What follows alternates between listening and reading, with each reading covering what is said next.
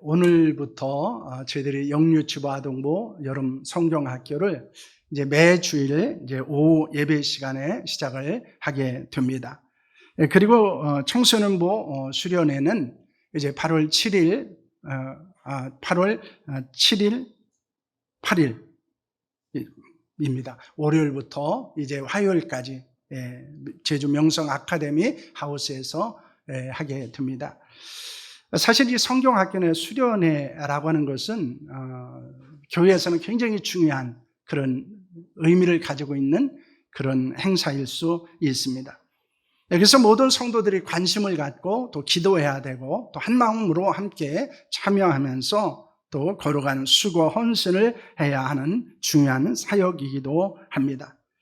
그래서 우리도 이제 3주간에 걸쳐서 성경학회가 진행되어지고 또 청소년부 수련회가 진행되고 또 8월 15일에는 우리 교회에 매년 하고 있는 이제 전교인 수양회를 진행하게 됩니다. 여러분 많이 기도하시고 또 참여하시고 또 그것을 통해서 주시는 하나님의 거룩한 은혜를 많이 경험할 수 있는 축복된 시간이 될 수 있기를 소망합니다. 그래서 우리는 이제 성경학교에 진행되는 동안에 우리도 이제 많이 섬길 수 있는 부분들에 대해서 성도들과 함께 섬겼으면 하는 생각을 하게 됩니다. 제가 중학교 2학년 때부터 교회를 다니기 시작했는데요. 아주 작은 시골 마을의 그런 교회였습니다.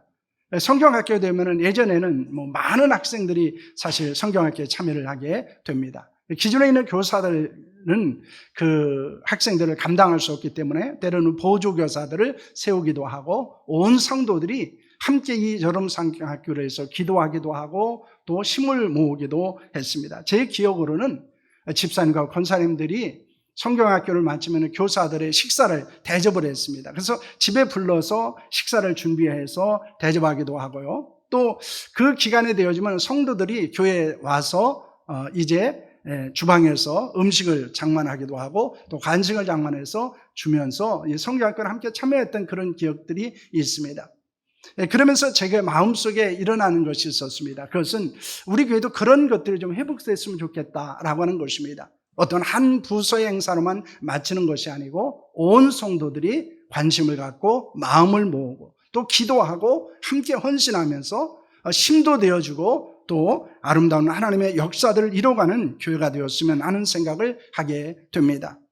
아프리카 속담에 이런 속담이 있습니다. 아이 한 명을 키우려면 모든 마을 사람들이 필요하다라고 하는 말입니다. 이것은 한 아이가 그 마을에 태어나고 그 아이가 성장하기 위해서는 그 부모만 아니고 온 마을 사람들의 손길이 필요하다라고 하는 것을 말씀하고 있는 것입니다. 여러분, 그런데 이것은 교회 안에서 매우 중요한 의미를 우리에게 주고 있다는 것입니다. 여기에 한 생명이 이곳에서 태어나고 그리고 그 생명이 정말 온전한 하나님의 사람으로 성장을 하고 그들이 하나님의 사람으로 온전하게 살아가기 위해서는 많은 사람들의 성도들의 헌신이나 아니면 그들의 기도와 그리고 그들의 축복이 필요하다는 것을 우리에게 말씀하고 있습니다. 저도 신앙생활을 중학교 2학년 때부터 했지만은 제 기억 속에 많이 남아있는 것은요, 사실 목사님의 설교가 아니었습니다. 그때 성도들이 제게 대해서 보여줬던 관심들이었어요. 사랑이었습니다. 그 따뜻한 손길들이었습니다. 그 목사님이 설교보다는 그 목사님이 베풀었던 그런 따뜻함이었습니다. 이런 것들은 바로 우리가 살아갈 수 있고 성장하게 하는 능력이고 영양분이라는 사실을 우리는 기억해야 한다는 것입니다. 그래서 교회는 많은 말을 하는 교회가 아닙니다. 진정한 교회는 어떤 것입니까? 따뜻한 사랑 있는 교회입니다. 따뜻한 관심 있고 그래서 함께 힘을 모아서 어린 한 생명을 양육하고 그들이 건강하게 살아갈 수 있도록 축복하는 교회가 될 수 있기를 소망합니다. 우리가 그런 교회를 꿈꾸고 그런 교회를 소망했을 때 우리의 다음 세대들, 우리의 자녀들은 우리 교회에 대해서 아주 따뜻한 마음을 가질 것입니다. 때로는 그들이 인생을 살아가면서 힘들고 어려울 때 방황할 수도 있을 거예요. 때로는 교회 밖을 떠날 수도 있을 것입니다. 그러나 그들이 다시 돌아올 수 있는 것은 무엇입니까? 교회에서 받았던 그 따뜻함이었습니다. 많은 성도들의 관심이 있었고 기도가 있었고 그리고 사랑이 있었다는 사실을 그들이 잊지 않게 되고 뿐만 아니라 하나님의 사랑이 그들 가운데 있다는 것을 알게 되어졌을 때 그들은 다시 하나님 앞에 돌아오고 그들의 주님 안에서 건강한 신앙생활을 회복할 수 있다는 것을 믿으시기를 바랍니다. 2023년 여름 성악기도 주제는 여호와 살롬입니다. 살롬이라고 하는 말은 히브리어입니다. 유대인들의 인사 중에 하나입니다. 그래서 그들은 만나면은 살롬이라고 인사를 하게 됩니다. 구약 성경에는 약 250회 정도 나오고 있습니다. 일반적인 것은 이제 평화, 평강, 평안이라는 뜻을 갖고 있습니다. 그런데 이것이 이제 영적인 의미를 가지게 되고 신앙적 의미를 갖게 되어지면 어떻습니까? 하나님의 은혜가 충만한 상태, 하나님과 온전한 사귐 있는 상태를 말씀하고 있습니다. 특별히 예수 그리스도의 십자가로 구속으로 말미암아 하나님과 화평, 화해가 이루어진 상태를 이야기하기도 하고 때로는 온 교회가 하나님 안에서 화목한 것을 말하기도 하고 또 교회 안에서 회복을 경험하는 것을 이야기하기도 합니다. 뿐만 아니라 개인뿐만 아니라 때로는 가정이 그리고 나라와 민족이 평화하고 그리고 행복한 것을 의미할 때 사용되어지고 있는 단어이기도 합니다. 그러므로 여호와 살롬이라고 하는 것은 하나님의 평강이라는 것으로 화해와 회복과 행복이 있는 상태를 말씀하고 있다는 것입니다. 그래서 하나님으로 말미암아 화해가 일어나고 하나님으로 말미암아 회복이 있고 하나님으로 말미암아 행복이 있는 것이 무엇을 이야기합니까? 그것을 우리는 살롬의 상태다 이렇게 이야기하고 있는 것입니다. 이스라엘 백성들에게는 하나님이 거룩한 은혜가 임했습니다. 그래서 그들은 제사장 나라가 됐고 하나님을 경외할 수 있는 복이 주어지게 됩니다. 그러나 이스라엘은 하나님의 선민으로서 합당한 삶을 살지 못합니다. 특히 사사기를 보면은 이제 반복되어지는 사이클들이 있습니다. 그 사이클을 여러분 한번 보도록 하겠습니다. 이 보게 되면은 이제 4개 정도가 계속해서 반복되어집니다. 죄악, 심판, 회개, 구원이라는 것입니다. 여러분 이것이 우리에게 주는 의미들이 있습니다. 이스라엘 백성은 하나님의 은혜 안에서 평안을 누리게 됩니다. 그런데 그들의 죄를 범하게 되면 하나님의 심판을 받습니다. 그리고 이방 나라들로부터 고난을 겪게 됩니다. 그래서 그들은 어떻게 됩니까? 불안한 상태가 되어집니다. 그러면 그들은 다시 하나님 앞에 회개의 기도를 합니다. 하나님께 부르짖습니다. 하나님께 호소를 하게 됩니다. 그러면 하나님께서 그들을 구원하십니다. 구출하십니다. 그리고 그들은 다시 평안의 상태로 돌아가게 됩니다. 그런데 얼마 있지 않아서 그들은 또다시 무엇을 합니까? 죄를 범하게 됩니다. 그리고 불안하게 되고 또 하나님 앞에 회개하게 되고 또 하나님께서 그들에게 은혜를 베푸심으로 구원하게 됩니다. 그런데 이 사사기에서는 이것이 반복적으로 이루어지고 있습니다. 왜 그럴까요? 그들은 이미 죄를 짓는데 악한 습관을 가지고 있기 때문입니다. 그렇기 때문에 우리가 이 악한 습관을 버리지 않는다면 우리는 반복해서 넘어질 수밖에 없고 반복해서 죄를 범할 수밖에 없고 하나님이 주시는 이 살롬, 평안을 누리지 못하는 자가 된다는 것을 우리에게 교훈하고 있다는 것입니다. 그래서 중요한 것은 무엇입니까? 우리가 죄악을 반복하는 이런 사이클을 끊어야 한다는 것입니다. 성경학교의 주제에 맞춰서 3번에 걸쳐서 말씀을 나누려고 합니다. 오늘은 살롬이 필요합니다. 2번째는 살롬을 주셨습니다. 셋째는 살롬을 보여줘요 라고는 제목으로 말씀을 나누려고 합니다. 그런데 이 살롬을 잃어버린 것은 사사시대에만 이루어졌던 것이 아니라는 것입니다. 오늘 우리가 살고 있는 이 시대에도 하나님의 살롬, 다시 말하면은 하나님이 주시는 평안을 잃어버리고 살아가고 있다는 것입니다. 그래서 많은 사람들이 어떻게 할까요? 불안해합니다. 많은 사람들이 불행한 인생을 살아가고 있습니다. 왜냐하면 여호와 살롬을 잃어버려서 나타나는 현상은 무엇일까요? 두 가지로 이야기한다면 불안입니다. 또 하나는 불행입니다. 그래서 우리가 이 여호와 살롬을 회복해야 되는 것도 바로 거기에 있습니다. 우리가 평안한 삶을 살아가고 행복한 삶을 살아가기 위해서 필요한 것은 바로 이 여호와 살롬을 회복하는 데 있다는 것을 말씀하고 있는 것입니다. 여러분 불안하시죠? 여러분 인생에 불행하다고 느끼십니까? 그러나 그것을 회복할 수 있는 것은 바로 여호와 살롬에 있다는 사실을 믿으시기를 바랍니다. 오늘 본문은 우리가 하나님께서 기드온을 사사로 부르시는 것을 통해서 이스라엘에 여호와 살롬이 필요하다는 것을 말씀하고 있는 것을 보게 됩니다. 이스라엘이 살롬을 잃어버린 것은 무엇 때문이었을까요? 오늘 본문은 우리에게 이렇게 말씀을 하고 있습니다. 17장 6절 말씀인데요. 함께 합니다. 그때는 이스라엘에 왕이 없었으므로 사람마다 자기의 소견에 옳은 대로 행하였더라. 이것은 21장 25절에도 같은 이야기를 하고 있습니다. 여러분, 여기에서 말하고 있는 중요한 것이 있습니다. 그것은 이스라엘에 왕이 없다라는 것입니다. 인간왕이 없다라고는 뜻을 가지고 있지만 실제적인 의미는 하나님을 왕으로 섬기지 않았다, 이런 뜻을 가지고 있는 것입니다. 여러분, 그래서 이스라엘은 어떻게 하게 됩니까? 자기의 소견에 옳은 대로 행했다, 이렇게 말합니다. 여기 소견이라고 하는 것은 일이나 물건을 보고 느끼는 생각이나 의견을 이야기합니다. 다른 말로 말하면 견해라고 볼 수 있습니다. 이 견해라고 하는 말은 사물이나 현상을 바라보는 생각이나 입장을 이야기하고 있는 것입니다. 여러분, 사사시대에는 자신의 생각이나 의견이나 입장에 따라서 자신이 옳게 여기는 대로 행했다는 것입니다. 그것은 지극히 자기 중심적인 것을 나타내고 있는 것입니다. 내 견해에 따라서, 내 입장에 따라서, 내 생각에 따라서 옳은 대로 행했다라는 것입니다. 그런데 그것이 과연 옳은 것이냐? 그것은 하나님이 보시기에 아니었다는 것입니다. 나는 옳다고 여겼습니다. 나는 그것이 옳은 것이라고 생각했습니다. 그러나 하나님이 보시기에 그것은 옳은 것이 아니었습니다. 그들에게 있어서 다른 사람들이 어떻게 생각하느냐, 어떤 입장을 가지고 있느냐 하는 것은 그렇게 중요한 것이 아니었습니다. 자신이 어떤 생각을 하고 어떤 마음을 느끼고 어떤 행동을 하는 것만 중요하게 여기고 있었다는 것입니다. 그런데 자기의 소견에 옳은 대로 행했다라고 하는 것의 가장 위험한 것은 무엇일까요?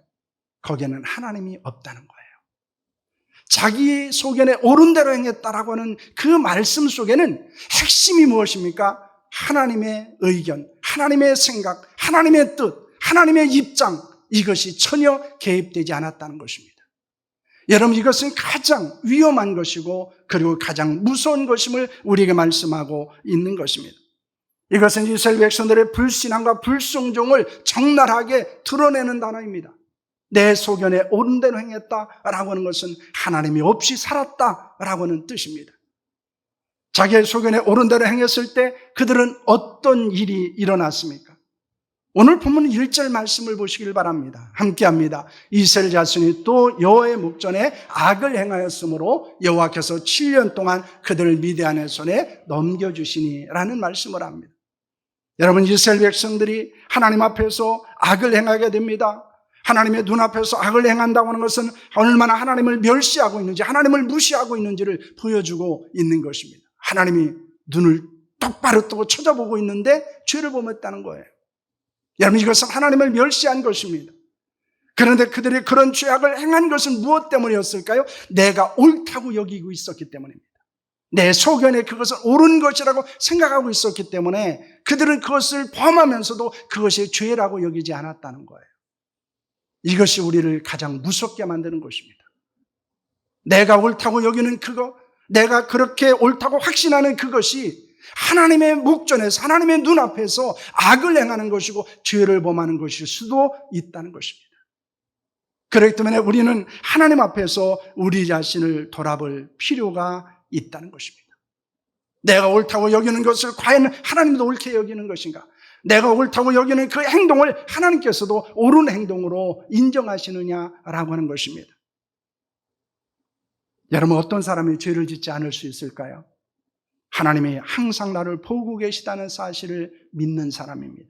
이것을 우리는 신전의식이라고 말하기도 하고 코람데오 신앙이라고 말하기도 합니다. 여러분, 죄는 하나님에 대한 신앙과 태도를 나타내는 것입니다. 여러분, 죄가 무엇입니까? 하나님에 대한 신앙이 드러나는 거예요. 그래서 죄를 범한다는 것은 내 신앙에 문제가 있다는 거예요. 그리고 그 죄를 범한다는 것은 내가 하나님을 어떻게 대하고 있느냐, 그 태도에 문제가 있다는 것을 보여주고 있습니다. 그래서 죄는 단순히 양심의 문제도 아니고 연약함의 문제도 아니고 죄는 윤리적인 문제도 아니라는 거예요. 그것은 신앙적인 것입니다. 여러분, 요셉은 무엇이라고 말합니까? 보디발의 아내의 유혹을 받았을 때 간음하는 것은 보디발만 아니라 하나님께 악을 행하는 것이다 라는 고백을 하게 됩니다. 그리고 요셉은 죄를 짓지 않습니다. 왜냐하면 그것은 이 보디발의 아내와 은밀하게 간음할 수는 있었을 것입니다. 그러나 그것은 하나님 앞에서는 그것은 감출 수 없다는 사실을 알고 있었기 때문입니다. 그렇기 때문에 이 요셉은 죄를 짓지 않은 것입니다. 우리도 마찬가지입니다. 하나님이 우리가 어떤 생각을 하고 있고 어떤 마음을 품고 있고 어떤 행동을 가지고 있는가를 하나님은 알고 계십니다. 보고 계십니다. 우리가 그것을 안다면 우리는 죄를 범하지 않을 수 있다는 것입니다. 이스라엘은 악을 행함을 어떻게 됩니까? 2절 말씀을 보시길 바랍니다. 그들은 미디안의 손이 이스라엘을 이긴지라 이스라엘 자손이 미디안으로 말미암아 산에서 웅덩이와 굴과 산성을 자기들을 위하여 만들었으며 라는 말씀을 합니다. 7년 동안 그들은 미디안의 손에 고통을 당하게 됩니다. 그래서 그들은 어떻게 하게 됩니까? 산에서 웅덩이와 굴과 산성을 만들고 피하게 됩니다. 이스라엘이 파종할 때가 되면 이 미디안 사람들, 아말렉 사람들, 동방 사람들이 쳐들어옵니다. 그래서 그 씨로 남겨둔 씨앗들을 다 가져가게 됩니다. 파종을 할 수 없는 거예요. 추수기가 되면 어떻습니까? 그들이 또다시 메뚜기처럼 쳐들어옵니다. 그리고 그냥 추수한 것을 싹쓸이 가는 거예요. 그러니까 이스라엘 백성들에게 있어서 이 자기의 소견에 옳은 대로 행하면서 하나님 앞에 악을 행함으로 그들이 가졌던 것들은 무엇일까요? 하루하루가 불안한 거예요. 하루하루가 불행한 것입니다. 우리는 언제 평안을 잃고 불안을 느끼게 됩니까?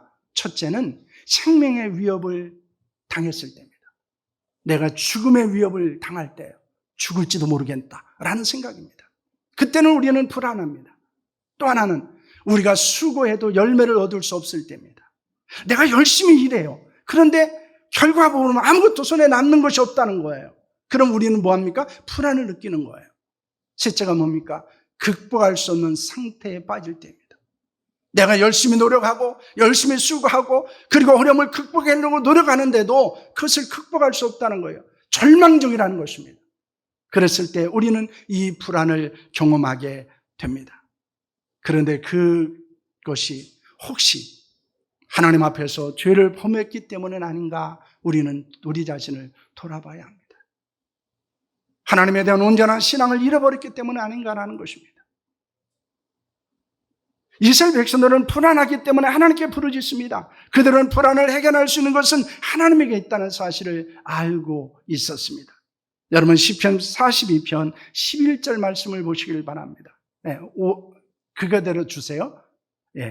42편 5절하고 11절은 똑같은 말입니다. 함께 하겠습니다. 내 영혼아 내가 어찌하여 낙심하며 어찌하여 내 속에서 불안해하는가. 너는 하나님께 소망을 두라. 그가 나타나 도우심으로 말미암아 내가 여전히 찬송하리로다 라고 말합니다. 다윗의 시예요. 그런데 다윗이 뭐라고 고백합니까? 나는 지금 뭐하다는 것입니까? 낙심하고 불안하다는 거예요. 그런데 그 낙심과 불안을 극복할 수 있는 것은 어디에 있다고 말하고 있습니까? 하나님께 소망을 두는 데 있다 이렇게 말합니다. 그래서 하나님이 나를 도우시면은 나는 이 낙심과 불안을 극복할 수 있다는 것을 그는 고백하고 있는 것입니다. 여러분 우리도 불안할 때 낙심하고 절망하지 않아야 합니다. 원망하고 불평하지 않아야 합니다. 하나님께 부르짖어야 합니다. 예레미야 29장 11절 말씀입니다. 함께합니다. 여호와의 말씀이니라 너희를 향한 나의 생각을 내가 하나니 평안이요 재앙이 아니리라. 너에게 미래와 희망을 주는 것입니다. 하나님의 뜻은 어디 있을까요? 하나님의 계획은 어디에 있을까요? 우리가 재앙을 받는 것이 아닙니다. 그래서 불안하게 되고 그리고 우리가 불행한 인생을 사는 것이 하나님의 뜻이 아니라는 거예요. 하나님의 뜻, 하나님의 계획은 어디에 있습니까? 우리에게 평안이 있는 것이고 우리에게 미래가 있는 것이고 우리에게 희망이 있는 것입니다. 그렇기 때문에 우리는 하나님의 뜻이 어디 있나? 하나님의 계획은 우리가 행복하게 살아가는 것이고 편안하게 살아가는 것이고 그리고 희망을 갖고 살아가는 것이라는 것을 믿으시기를 바랍니다. 그렇기 때문에 하나님은 우리에게 이 살림을 회복시켜 주기를 원하신다는 거예요. 우리가 하나님의 평안한 삶을 주시고 그 평안함과 행복을 경험하도록 하시는 것이 하나님의 거룩한 뜻임을 우리는 믿어야 합니다. 하나님은 삶에 필요한 사람들에게 무엇을 말씀하십니까? 첫째는 하나님의 구원 역사와 인간의 죄악에 대해서 말씀하고 있습니다. 우리 함께 읽겠습니다. 애굽 사람의 손과 너희를 학대하는 모든 자의 손에서 너희를 건져내고 그들이 너희 앞에서 쫓아내고 그 땅을 너희에게 주었으며 내가 또 너희에게 이르기를 나는 너희의 하나님 여호와니라. 너희가 거주하는 아무리 사람의 땅의 신들을 두려워하지 말라 하였으나 너희가 내 목소리를 듣지 아니하였느니라 하셨다 하니라 라고는 말씀을 하고 있습니다. 하나님은 이스라엘 백성들을 애굽에서 종노릇했던 자리에서 그들을 구원하셨습니다. 하나님께서 언약하신 젖과 꿀이 흐르는 땅으로 그들을 인도하셨습니다. 그리고 하나님만을 섬길 것을 요구하셨습니다. 그런데 이스라엘 백성들은 구원의 은혜를 잊어버립니다. 언약의 땅에 들어가서 우상을 섬기게 되었습니다. 하나님의 말씀에 불순종한 것입니다. 그러자 여호와 살롬이 상실됩니다. 하나님의 주셨던 그 평안이 행복을 잃어버리게 되었습니다. 그들은 삶을 회복하기 위해서 필요한 것이 무엇이었을까요? 구원의 은혜를 기억하는 것입니다. 하나님이 내게 베푸신 은혜가 무엇인가를 다시 한번 기억하는 것입니다. 그리고 자신의 죄를 하나님 앞에 고백하는 것입니다. 그래서 그들에게는 하나님의 주시는 삶의 회복되었음을 우리에게 보여주고 있는 것입니다. 내게 임한 하나님의 은혜가 어떤 것인지, 하나님이 어떻게 나에게 구원의 놀라운 역사를 행하셨는지, 그리고 내가 이 땅을 살아가면서 하나님 앞에 어떤 죄를 지었는지를 고백하는 것으로부터 시작된다는 것입니다. 그래서 하나님께서는 이스라엘 백성들에게 무엇을 말씀하십니까? 내가 너희들을 애굽에서 어떻게 인도해냈고 어떻게 젖과 꿀이 흐르는 땅으로 너희들을 인도하고 그것을 주었는지, 그리고 그곳에서 너희들이 우상을 섬기지 않았을 때 주었던 축복이 무엇인지를 다시 한번 말씀하신 것입니다. 둘째는 기도원을 사사로 부르신 것입니다. 11절과 12절 말씀입니다. 함께합니다. 여호와의 사자가 아비에셀 사람 요아스에게 속한 오브라에 이르러 상수리 나무 아래에서 앉으니라. 마침 요아스의 아들 기드온이 미디안 사람에게 알리지 아니하려 하여 밀을 포도주 틀에서 타작하더니 여호와의 사자가 기드온에게 나타나 이르되 큰 용사여 여호와께서 너와 함께 계시도다 하매라는 말씀을 합니다. 하나님은 이스라엘의 살림을 회복하기 위해서 기드온을 사사로 부르십니다. 그러나 기드온은 다양한 이유를 들어서 거절을 하게 됩니다. 기드온은 하나님을 설득하려고 합니다. 하나님은 나는 사사로서 감당할 수 없습니다 라고 말합니다. 자신은 므낫세 지파, 이스라엘 지파 중에서 가장 작은 므낫세 지파 사람이고 므낫세 지파 중에서 아주 가장 작은 가문에서 태어났다고 말하고 있습니다. 그래서 이 기드온은 하나님을 설득하려고 합니다. 그런데 하나님은 어떻게 하십니까? 기드온을 설득하십니다. 그리고 헌신할 것을 요구하십니다. 여러분, 사사로 부름을 받은 기드온은 무엇이라고 말하는지를 우리가 주의 깊게 볼 필요가 있습니다. 하나님이 기드온에게 내가 너와 함께 하겠다라고 이야기를 합니다. 그때 그는 이렇게 이야기를 합니다. 어떻게 하나님이 함께 하신다면은, 우리와 함께 하신다면은 어떻게 우리가 미디안으로부터 이런 고통을 당합니까? 왜 이렇게 불안하게 살아야 됩니까? 우리가 왜 불행하게 되었습니까? 이런 질문을 하게 됩니다. 그는 거듭해서 하나님께서 그에게 이제 내가 너와 함께 하신다고 말씀을 합니다. 그럼에도 불구하고 그는 그것을 믿지 않습니다. 여러분, 우리가 불안에 빠지고 불행한 인생을 살고 있다고 느껴졌을 때 경험하는 게 뭘까요? 하나님이 나와 함께 하시지 않는다는 것을 느낀다는 거예요. 과연 하나님이 나와 함께 하시면 이런 일이 내가 일어날까? 이스라엘 백성들은 그렇게 위대한 역사를 행하시는 그 역사가 과연 나에게 있다면 내가 이렇게 불안해 살고 불행한 삶을 살아가고 있어야 되는가라고 하는 의문이 든다는 것입니다. 그것은 기드온이 가지고 있었던 어쩌면 자연스러운 생각일 수도 있었습니다. 여러분, 혹시 그런 생각하지 않습니까? 여러분들이 불안한 삶을 살고 불안한 인생을 살고 있다고 느끼는 것 중에 하나가 뭘까요? 하나님이 나와 함께 하시는가라는 거예요. 과연 하나님이 나와 함께 하시는가? 그 하나님이 나를 위해서 위대한 역사를 지금 행하고 계시는가라고 하는 회의감입니다. 그리고 불신입니다. 그런데 그 불신은 불신앙으로, 그리고 그것은 불순종으로 나타나게 된다는 것입니다. 하나님은 그를 향해서 계속해서 말씀하십니다. 내가 항상 너와 함께 할 것이다. 그리고 내가 이 미드안을 반드시 칠 것이다 라고 말씀하고 있습니다. 왜냐하면 그가 사사로서 활동할 수 있고 사명을 감당할 수 있는 것은 기드온에게 능력 있는 것이 아니기 때문입니다. 하나님이 그와 함께 하시고 하나님이 그에게 힘을 주시기 때문이라는 것을 보여주고 있는 것입니다. 우리가 하나님의 일을 하는 것도 우리가 충분한 자격이나 능력이 있기 때문이 아닙니다. 하나님이 우리를 통해서 일하시기 때문입니다. 우리는 이것을 믿어야 합니다. 우리에게 필요한 것은 겸손함입니다. 순종입니다. 충성입니다. 그는 하나님이 우리와 함께 하시고 우리가 그것을 감당할 수 있는 힘을 주십니다. 그리고 하나님께서는 우리에게 이 살림을 회복해 주신다는 사실을 믿으시기를 바랍니다. 예수님은 평안에 대해서 무엇이라고 말씀을 하셨습니까? 요한복음 14장 27절 말씀입니다. 함께합니다. 평안을 너에게 끼치노니 곧 나의 평안을 너에게 주노라. 내가 너에게 주는 것은 세상에 주는 것과 같지 아니하리라. 너희는 마음에 근심하지도 말고 두려워하지도 말라. 여러분, 여기 중요한 것이 있어요. 평안을 너에게 준다. 근데 그 평안은 누구의 평안이에요? 내 평안이 아니에요. 나의 평안, 예수 그리스도의 평안을 우리에게 주시는 거예요. 이것이 진정한 평안입니다. 그렇기 때문에 우리는 상황을 보고 환경을 보고 사람을 보고 재물을 보고 우리는 평안을 누리려고 합니다. 그러나 그렇지 않아요. 거기에 영원한 평안이 없습니다. 진정한 평안이 없습니다. 진정한 평안은 거기에 있는 것이 아니라 누구에게 있습니까? 예수 그리스도에게 있다는 사실을 믿으시기를 바랍니다.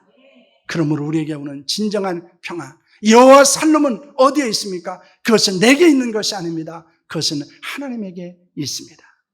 내가 어떤 상황이 되고 어떤 환경이 되고 어떤 사람을 만나게 되고 내게 손에 어떤 것이 움켜쥐었기 때문에 우리에게 평안이 있는 것이 아닙니다. 거기에 우리의 행복이 있는 것이 아니라는 것입니다. 그것은 여호와 살림입니다. 하나님의 평안입니다. 그것은 예수 그리스도의 평안입니다. 그것은 세상에 주는 것이 아니라고 말씀하고 있습니다. 그것은 내가 주는 것이라고 말씀하고 있습니다. 그러므로 우리를 향해서 무엇이라고 말씀합니까? 마음에 근심하지도 말고 두려워하지도 말라고 말씀하고 있습니다. 여러분, 우리에게 필요한 것은 여호와 살림입니다. 우리는 하나님의 평안이 절실하게 필요한 시대를 살고 있고 그리고 필요합니다. 왜냐하면 살림을 잃어버리면 우리는 불안과 불행한 삶을 살아갈 수밖에 없는 존재이기 때문입니다. 그러므로 우리는 여호와 살림의 필요를 고백해야 됩니다. 내게 주어진, 그리고 내가 환경이나 상황이나 아니면은 재물에서는 그런 평안이 아니고 하나님이 주시는 평안을 우리는 필요로 해야 됩니다. 그리고 그것을 고백해야 됩니다. 하나님이 주시는 평안이 내게 있기를 원합니다. 여호와 살림이 내게 있기를 원합니다. 그래서 내 삶의 피로 많은 것이 없고 많은 것이 고통스럽고 많은 것이 힘들지만은 그것을 극복할 수 있는 은혜를 달라고 기도할 수 있기를 소망합니다. 살림을 통해서 여러분에게 평안과 행복을 회복하는 은혜가 있기를 소망합니다. 하나님이 여러분과 함께 하십니다. 하나님이 여러분을 떠나지 않습니다. 하나님이 여러분과 동행하십니다. 그리고 여러분이 세상에서 줄 수 없는 그 평안을 누리게 하실 줄로 믿습니다. 그것을 우리가 기억하면서 하나님, 내게 평안을 주십시오. 상황을 극복할 수 있는 평안, 환경을 뛰어넘을 수 있는 평안, 그리고 우리의 소유를 초월하는 그 평안이 우리에게 있기를 간구하는 성도들이 될 수 있기를 축원합니다. 기도하겠습니다.